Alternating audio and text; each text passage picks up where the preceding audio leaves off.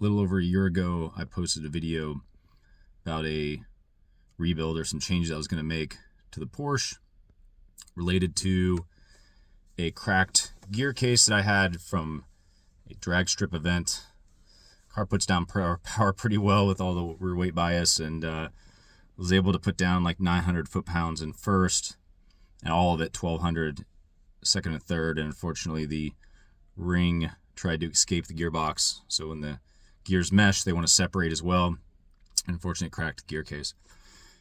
So rebuilt that, new case from eBay, a used case, welded some reinforcements thanks to the guys at Dallas Performance.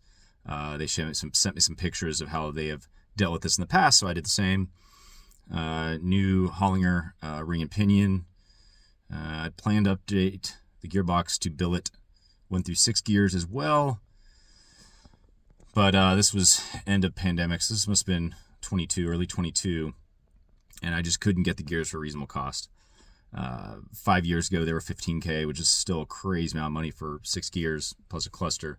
But now they were wanting like $45K because of restricted availability, which quite frankly pisses me off, and it's just I'm not going to spend that much money anyway, period. And the way I look at this stuff is, you buy it once, you're probably going to have to buy it twice because shit breaks. And I didn't want to so the way I was looking at it, was a $90,000 problem. If I have to buy these things twice, it's just not even in the cards. So anyway, I'm a previous video to kind of show a top-down view of what the motor looked like, or the layout of the engine bay looked like, and I talked through some scenarios that I might make adjustments to. And so I thought I'd do a little update on this. Someone posted, "Did I ever get the car running again?" Made a comment on one of my older videos. I said, yeah, I've been driving it now for over a year.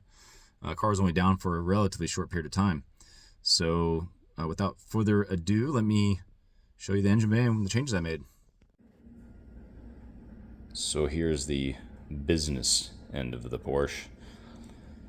So I changed a bunch of stuff here. Nothing is dramatic, as I talked about in my last video. I even talked about moving the turbos around, putting them up top, and decided there was reasons I did what I did. The main reason with the turbo mounting was low center of gravity, good packaging.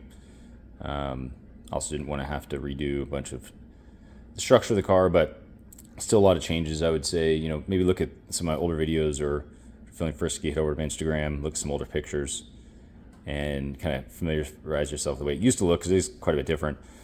One, new motor. I had an LSA in the car, built LSA. Kept that limited to about 1,100 foot-pounds of torque. Keep the heads on the thing, standard 4-bolt LS configuration. This is now an RHS aluminum block. So it is 6-bolt heads, so a lot more durable. Head gasket wise, turned up to about 1,200 foot-pounds of torque, but quite frankly, car made 1426, I think, at the wheels, horsepower. Probably closer to 15 on the street, and then I could probably make 18 if I really wanted to, but kind of limited what I want. So it runs good, it's pretty safe tune-up, and everything else is pretty in line.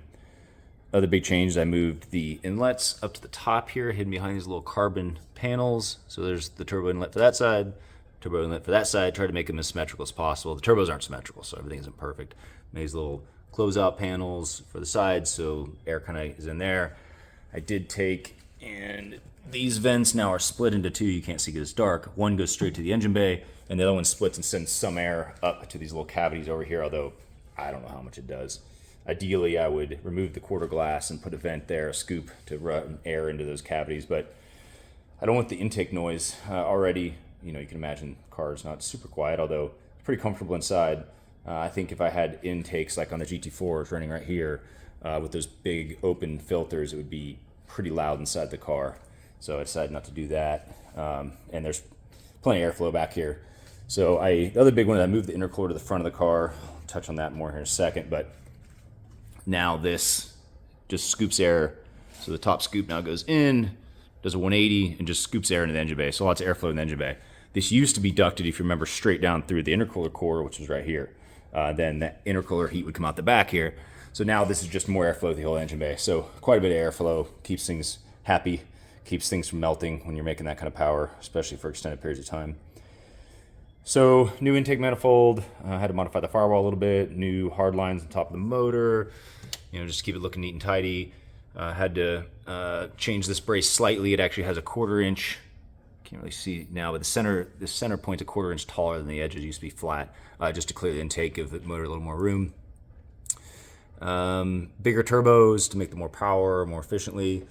But most of that power-wise, nothing really changed much. New intake manifold, the aftermarket block, but the engine's still pretty simple. Hydraulic roller, pretty small cam, about 11:1, 10.5:1 compression, something like that. All pretty basic stuff. Still running the Cadillac CTS-V manifolds that I modified with the V-bands.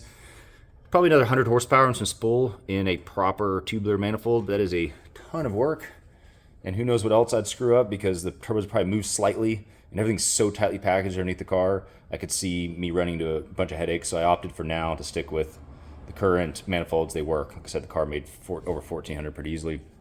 Everything I did for symmetry and looks is, this is the dry sump tank. This has always been here. Made a matching tank for the coolant. So I used to have coolant overflow in the corner, now coolant overflow. That's around matching. And so the caps match. I 3D printed this basic cap here. So this is bonded to the metal cap. So under here is an actual radiator cap with a 20 PSI or whatever it is valve, and this is just a simple cap for the oil tank. So just for looks, to make it look the same. And then big thing back here is I added these closeout panels on either side, so you don't see the wiring stuff in the corners anymore. But also no longer have that heat exchanger. The heat exchanger didn't look bad until I drove the car. And then debris, dust collected on it from being, the air being forced in through the top vent, and some of the fins got bent from, from rocks and stuff coming through it. So it worked fine, but it didn't look that good. So added it, and I also didn't have a tank at all. So now I have a water tank, which gives me some thermal mass, so the intake air temperature don't increase as rapidly, and also at the drag strip, not that I race the car that often, but if I wanted to, I could put dry ice in it, or even just ice cubes and cool it down pretty quickly. So those are really pretty small tank compared to probably most people are used to. Most people are used to 3 to 5 gallon water tanks, but this isn't a race car, it's just for street use, so I didn't bother putting a big tank in, although you can see I have plenty of room. Later on I could make it a lot bigger, and if I do, I'll probably taper it down like I did here for looks, and maybe make it shallower and run it all the way to these corners or something, but I wouldn't really worry about it. Also did hard line here just to make it look nice, and try to clean things up just a little bit. My aluminum welding is definitely getting better, not quite as crusty as it used to be. So I think that is it for all the changes. So car makes a couple hundred rear wheel more, which is nice. Biggest thing though is I have a lot more headroom. I could make probably 18 with it the way it sits, just turning it up. Motor's built for that, but 14 is pretty happy. And like I said, with on the street, makes a little more boost. Lower IATs on the street. It was pretty hot in the dining room. I think it was 150 degrees when the intake temps were, because the room was just hot. It was summer in Austin, and yeah, so it's been running great for over a year and a half, I guess. I've been driving it. Haven't really touched it other than change the oil and drive it. One last thing I did you can't see, and this was really recent. It was like a month ago. So I used to have the factory DME sitting behind that panel. And all it really did was handle the starter, in theory, the air conditioning, at least logic for the center stack. And it sends some periodic messages like a heartbeat, counters, things like that, that are arguably necessary for certain things to work correctly, while the Motec handles the engine. I learned through a couple people in the POORSCH swap group about Arduino capability and CAN bus manipulation. So with some help from those guys, I learned enough C programming to pull snippets out of other people's code and build basically a ECU spoofer. So now the factory ECU is gone. I have an Arduino. It actually sits in the kick panel up front, and it manages all the factory ECU messaging on the CAN buses. So it has basically sends the VIN, and that the engine's running, and that the how long it's been running for, and all those kinds of things. So the car's pretty happy. Makes no difference to actually driving the car. It doesn't change really anything other than I like it because there's something that I just felt weird having the factory ECU there when it didn't do anything. And now it does. Now that's gone, and we have an Arduino. It's doing only what's necessary to properly run the car. So not that you can see it or anything, but a little interior shot. So it sits in the kick panel down there, and I can reprogram it. I have a little DTM connector that sits up in the dash. I can pull down and program it. Another thing I changed here is the display. It's hard to tell. It's pretty dark in here, but the display is integrated into the dash. It looks factory, but The old one, this was all still like a textured plastic material. So I remade this. It's hard to tell, but this is raised around the dash. You can kind of see what it looks like there. And then this is all Alcantara now around it, so stops the glare, and I think it just looks a little bit nicer. So anyway, that is it for the updates. I appreciate those that were interested enough to hassle me about getting an update done. They were curious if the car was even running. Runs great. Put over 5,000 miles on it now. And like I said, for last year, just been beating on it around town. So if you see me out, give me a wave and come say hi.